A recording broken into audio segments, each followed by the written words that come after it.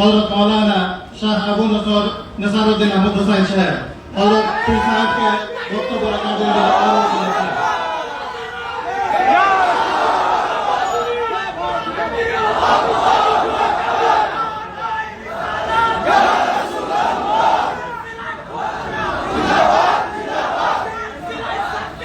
জিন্দাবাদ জিন্দাবাদ জিন্দাবাদ জিন্দাবাদ জিন্দাবাদ জিন্দাবাদ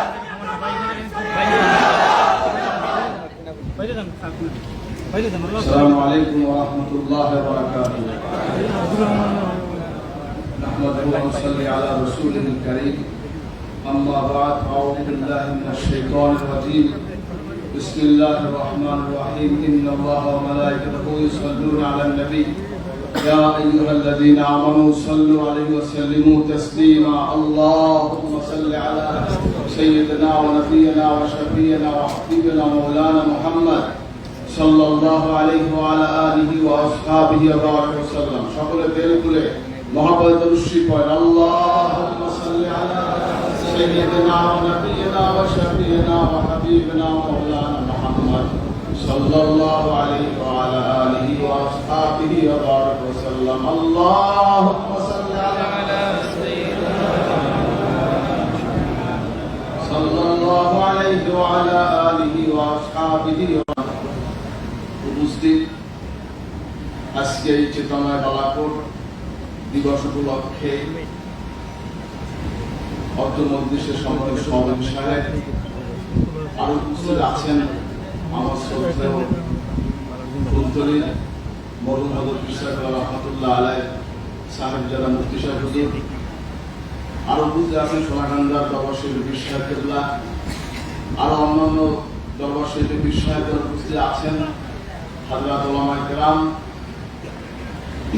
আল্লাহ পাকের দরবারে লাখ শুকরিয়া যে আজকে এমন একটি মহতি জলসায় উপস্থিত হয়েছি যেটা আমাদের বাবার ইচ্ছার সব। বলেন আলহামদুলিল্লাহ।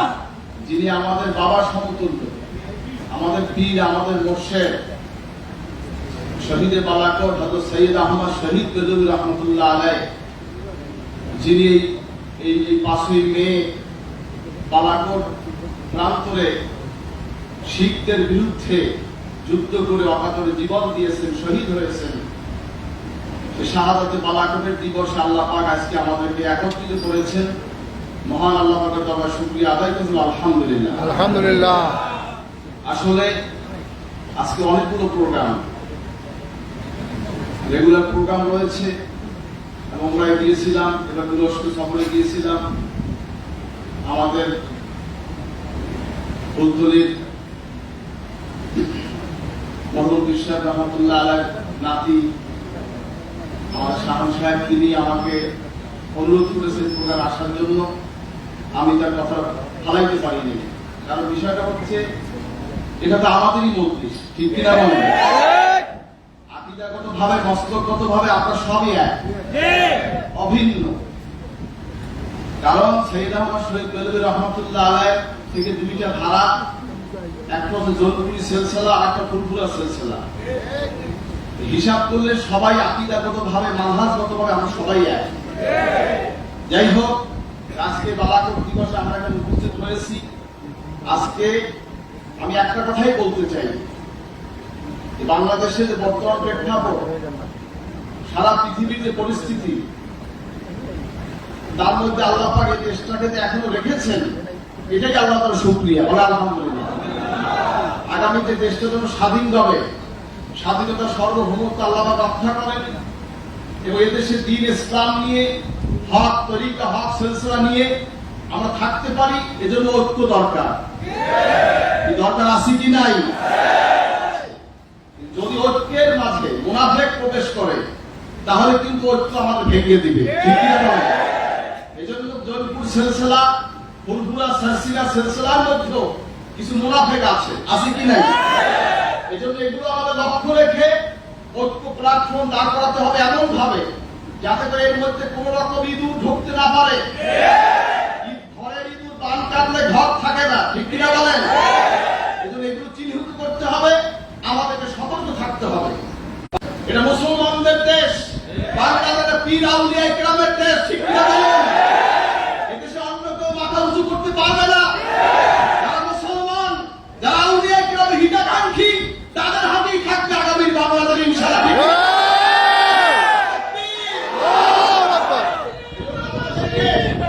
আমাদেরকে হিসাব করে, চিন্তা করে, হেঁটে করে সামনে পা ফেলতে হবে। কারণ আমরা সুন্নি দাবি করি, সুন্নিয়তের মধ্যে বিভিন্ন প্রকার বের হয়েছে।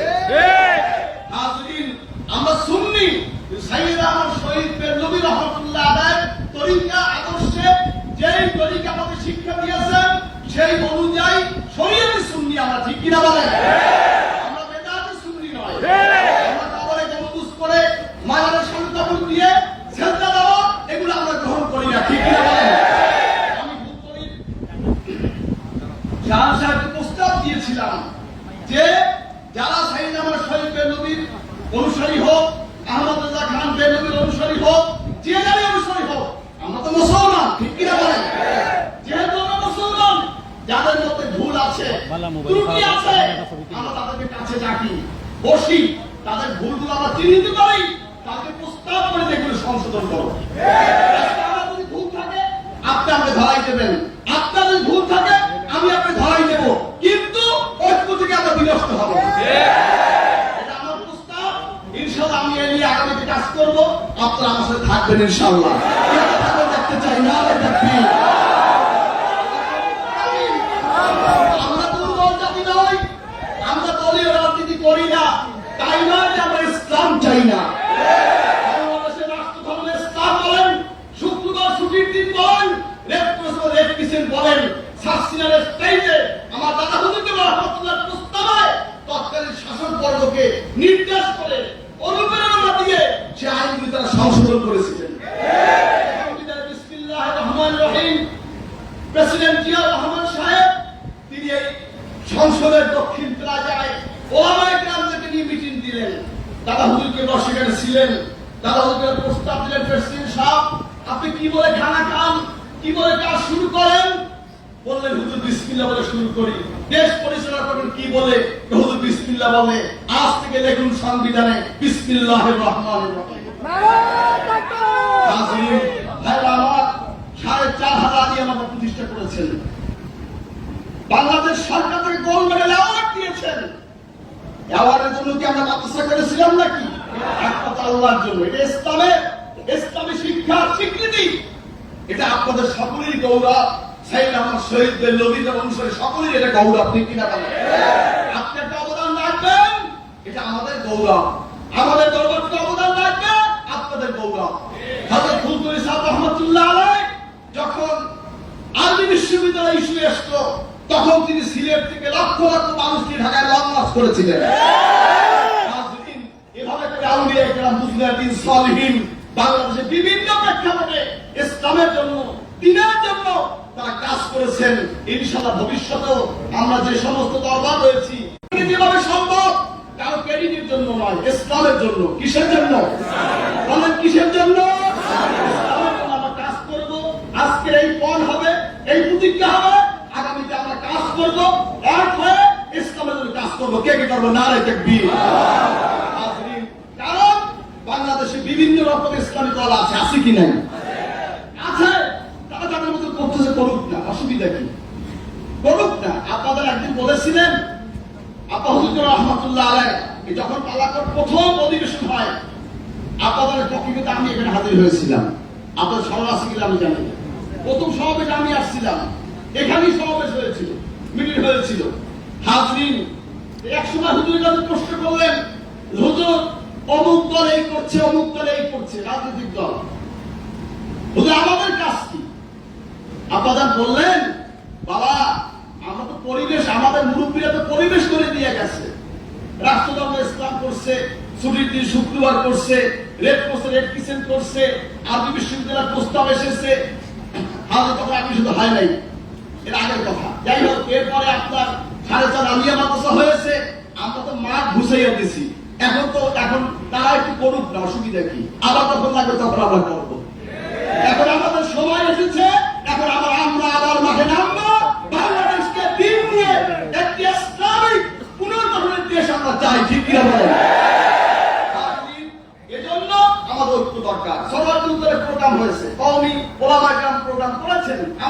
সমর্থন দিয়েছি, দিই নাই আমরা দিয়েছি। হাজরিন যখন যে প্রোগ্রাম করুক, আমরা প্রোগ্রাম করবো, আপনারা আসবেন, আপনারা করবেন, আমরা যাবো। এটাই আমাদের মহব্বত থাকবে, ভালোবাসা থাকবে, ভ্রাতৃত্ব বজায় থাকবে। এজন্য আজকে আমি দাওয়াত দিচ্ছি, আপনারা থাকবেন, আমরা ঐক্যবদ্ধ থাকবো। সাইয়েদ আহমদ শহীদ বেল্লবীর যে আদর্শ, যে চেতনা, যে তরিকায় মুহাম্মাদিয়া আমরা নিজেরা ধারণ করব এবং এর প্রচার আমরা করব। আল্লাহ পাক আমাদের সকলকে তৌফিক দান করুন, আমিন। দোয়া চাই, খাস করে দোয়া চাই হযরত ইসরাফিল আব্বাহুর রাহমাতুল্লাহ আলাইহি গত 10ই মুহররম তিনি ইন্তেকাল করেছেন। আমরা তাদের দোয়া করবেন, আল্লাহ পাক জান্নাতুল ফেরদাউস আলা পাক নসিব করুন, আমিন। তার জন্য একটা আশা ছিল, প্রায় 2500 তিনি আমাদের বাংলাদেশ হয়ে গেছে আলহামদুলিল্লাহ। হুজুর ইন্তেকালের পরে প্রায় 5,000 মাদ্রাসার স্বীকৃতি আমি নিয়েছি আলহামদুলিল্লাহ। এখন রেজিস্ট্রি প্রক্রিয়া চলছে। আমাদের ভবিষ্যতে অনেক বড় পরিকল্পনা আছে, যদি আল্লাহ কবুল করেন। আপনারা আমাদের পাশে থাকবেন, বাংলাদেশ ইনশাআল্লাহ বসায় বসায় প্রত্যেকটা ওয়ার্ডে আল্লাহ যদি কবুল করে, দিনিয়া মাদ্রাসা যদি আল্লাহ কবুল করে, হবে ইনশাআল্লাহ। আল্লাহ কবুল করবেন, আমি এই দিনিয়া মাদ্রাসা সচ্ছি জান না, এটা সাইয়েদ আহমদ শহীদ বেল্লবীর অনুসারী সকলে, ঠিক কিনা বলেন? বাংলাদেশের সকল মুসলমানের আজকে আলিয়া মাদ্রাসা করেছি, এখানে বিভিন্ন মতের ছেলেরা পড়ে না কি ভাই? আমি মাদ্রাসা করছি তাই বলে কি আমার মতের বাইরে লোক করতে পারবে না? পারবে। সে লেখাপড়া করে, সে শরীয়তে মুহাম্মাদি সুন্নাত শিখবে।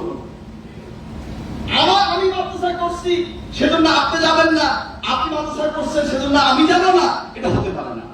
এটা জাতীয় ব্যাপার, জাতীয় ইস্যুতে ব্যক্তিকেন্দ্রিক কোনো কাজ নাই। সকলে আমরা সম্মিলিতভাবে থাকবো।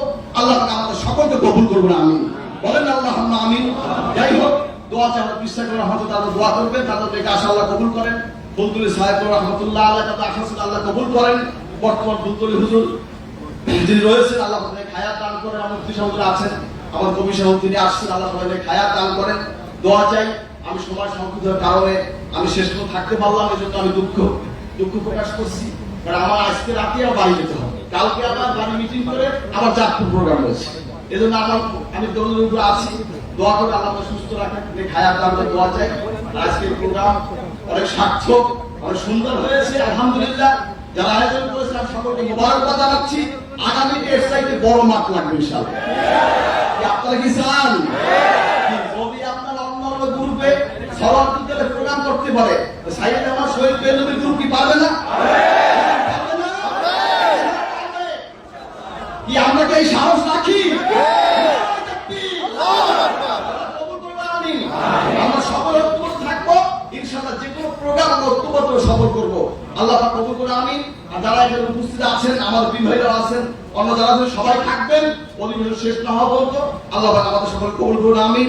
ওয়া আখিরু দাওয়ানা আলহামদুলিল্লাহ রাব্বিল আলামিন। আসসালামু আলাইকুম ওয়া রাহমাতুল্লাহি ওয়া বারাকাতুহু।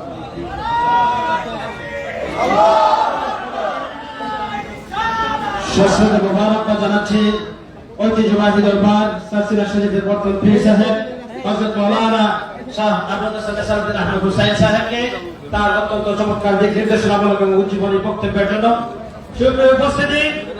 আমরা জানি আমাদের পীর অবশ্যই হযরত সৈয়দ আহমদ শহীদ বেল্লবী রাহমাতুল্লাহি আলাইহি ছিলেন এই উপমহাদেশের রাজনীতি আন্দোলনের প্রথম প্রোগ্রাম।